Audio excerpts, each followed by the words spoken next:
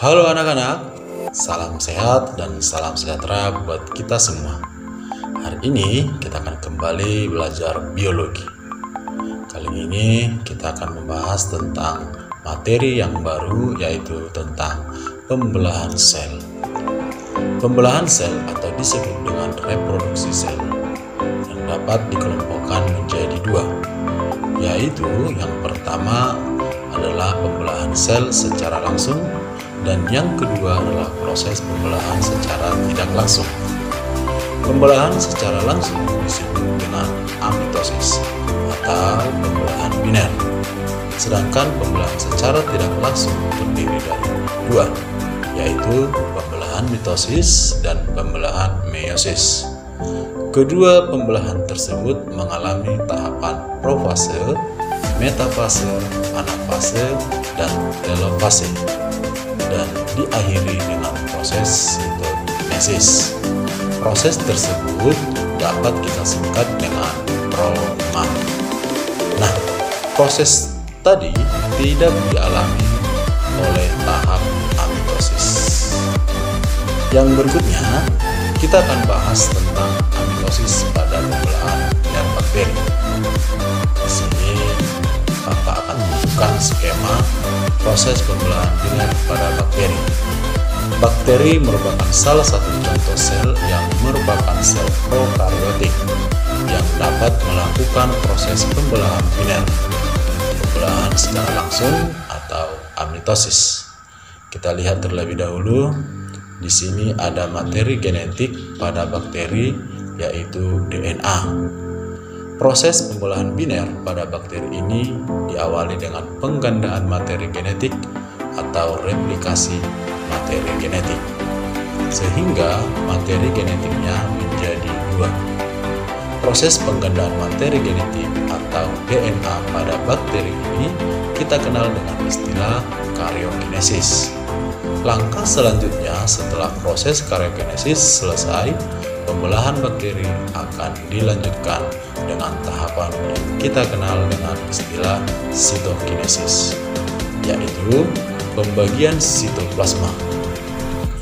Setelah terjadi proses pembagian sitoplasma atau sitokinesis, maka akan dihasilkan dua sel anakan bakteri yang bersifat identik.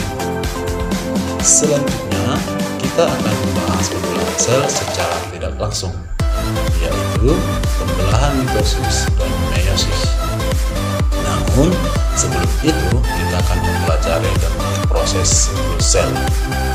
Siklus sel diawali dengan tahap awal yang disebut dengan G1 atau GAP1.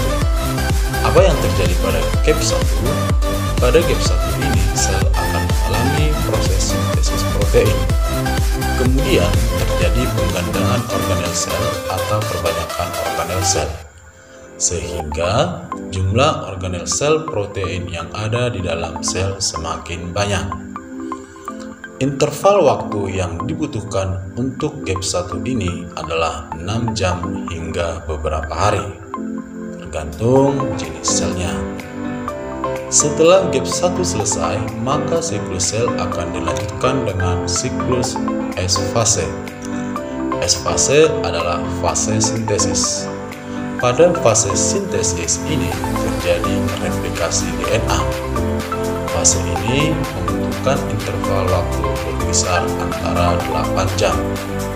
Dan setelah fase S selesai, akan dilanjutkan dengan fase G2 atau disebut dengan GAP2. Yang terjadi pada fase G2 adalah perbanyakan organel, yaitu perbanyakan organel sel yang belum selesai pada waktu fase tahap G1. Interval waktunya hanya sekitar 2 jam. Pada fase G1, S, dan G2 pada siklus sel disebut juga dengan interfase, yaitu fase di mana sel melaksanakan proses metabolisme secara normal. Setelah fase G2 selesai, maka tahap selanjutnya siklus sel akan mengalami M-fase, yaitu mitopik fase. Pada mitopik fase ini akan terjadi proses pembelahan sel yang meliputi profase, metafase, anafase, dan telofase, dan diakhiri dengan proses sitokinesis.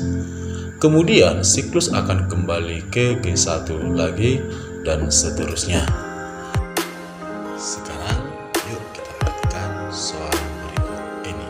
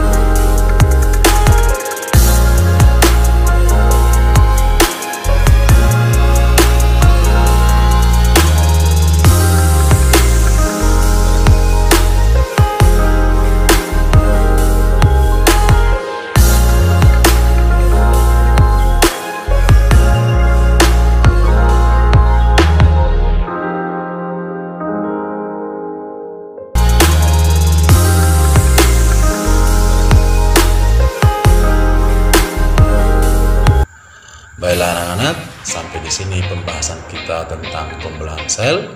Untuk materi mitosis dan meiosis atau materi selanjutnya akan kita bahas pada pertemuan yang berikutnya. Oke anak-anak, sampai jumpa minggu depan dan tetap semangat belajar dan tetap jaga kesehatan.